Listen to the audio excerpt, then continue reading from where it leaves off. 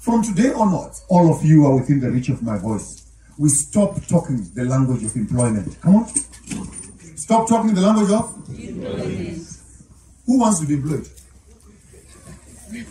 Show me your hands. Who wants to be employed? Let's be honest. Let's be honest. If you are normal, if you want to be employed. Don't become an English major. You can hear exactly what I'm saying. Because you have never heard of a white man coming to Africa to be employed. They are coming here to own. And then they work on what they own. There's a difference between Africans. Hey, the other day I was listening to this young boy, Chamisa, speaking nonsense. As soon as I'm in power, 24 hours, the white people will be here. And they go, oh. Like really? In 2020, 2022, you are waiting for a white man to come from Europe, open up a company, employ black people, so that you can receive a bicycle and a watch as a retirement package. You are sick in your head. Yes. You're sick in your head. We no longer talk employment. The new language is ownership. Come say after me. Ownership. Come on, one more time. Ownership. Because that's where dignity is. How do I wake up in the morning to go and work on my farm? To work on my mind? That is Mr. Maponga saying that Nelson Chamisa was talking about bringing investment in Zimbabwe. People say that when common sense escapes you, it does not say goodbye. This is the same what we are seeing with Mr. Maponga.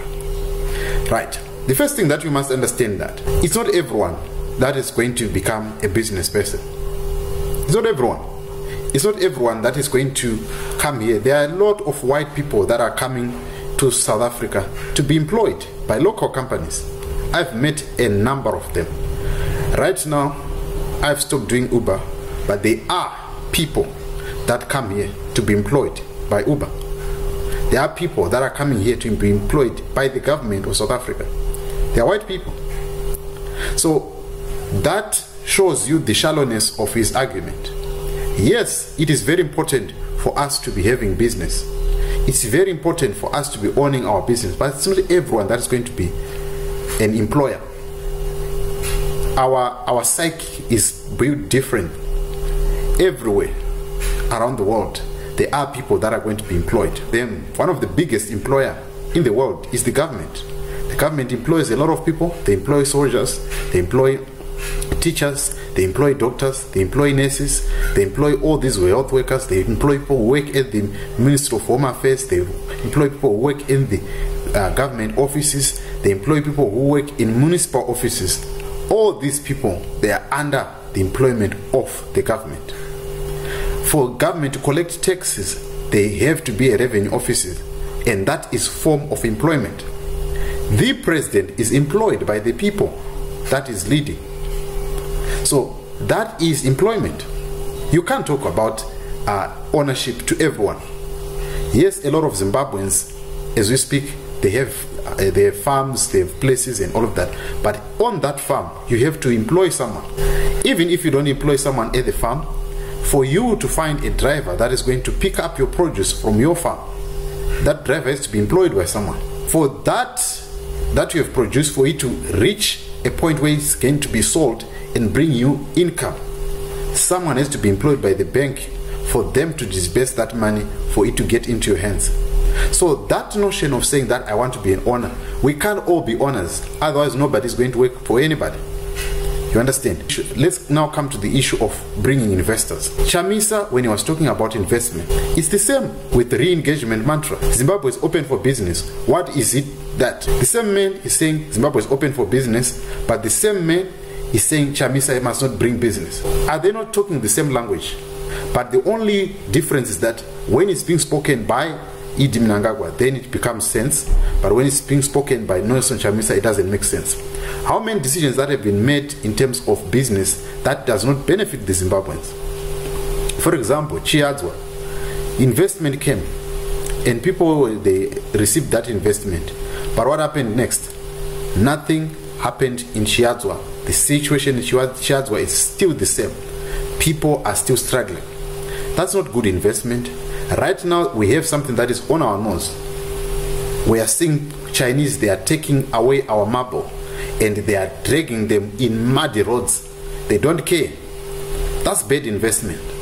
So you see, they are saying Zimbabwe is open for business, but which business are they doing? Are they doing business with the politicians, or are they doing business with the citizens? That's the difference. I think his common sense left him the moment that he joined ZANU-PF, because all these things that he's saying, as much as he has that intellectual prowess, it doesn't make sense. He was formerly employed by SDA for many years. Where does SDA come from? It comes from America. And he blames Nelson Chamisa for bringing employment. But the same ZANU-PF that he supports, he has got ministers under them who have failed to keep the retirement of the people that worked in the past. Those people, they are the ones that are receiving a bicycle and a watch because they are getting $140 as the retirement package. So, what is it, Mr. Maponga? Do you want investment because it is being called out by your principal, or do you want investment because it is investment? Russia had investment of McDonald's in their country. The Minister of Foreign Affairs in Russia was in India looking for investment on how they can sell their oil. So there is no country that can live alone without investment. So that means Mr. Maponga, I don't know, is living in the Stone Age. Yes, we need ownership, but it must not be ownership in a select few who does not give ownership to the people of the country. Thank you so much for watching. Please subscribe to JCTV Africa, and I'll see you again on the next video. And to those that want to support us, please follow the details that are in the description box below.